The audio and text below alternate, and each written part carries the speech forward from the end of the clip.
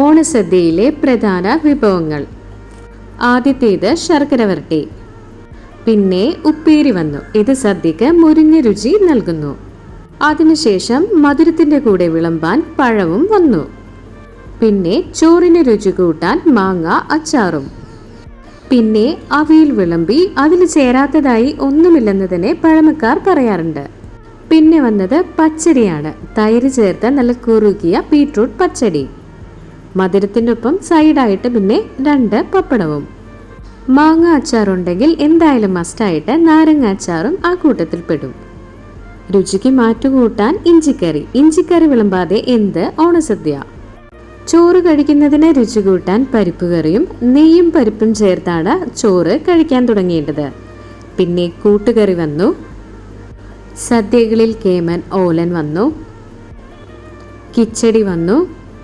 സദ്യയായാൽ അതിലൊരു തോരൻ മസ്റ്റാണ്. ക്യാബേജ് തോരൻ വന്നു. ഇതിൻ്റെ എല്ലാം കൂടെ കഴിക്കാനായിട്ട് കുത്തരി ചോറ് വേണം. ചോറിന് മാറ്റുകൂട്ടാൻ സാമ്പാർ വേണം. ഊണ് രസമാകാൻ ഒരു രസവും ഒരിത്തിരി തൈരും സൈഡായി കൂട്ടുകറിയും മധുരത്തോടെ വിളമ്പുന്ന ഒരു കറിയായ മധുരക്കറിയും.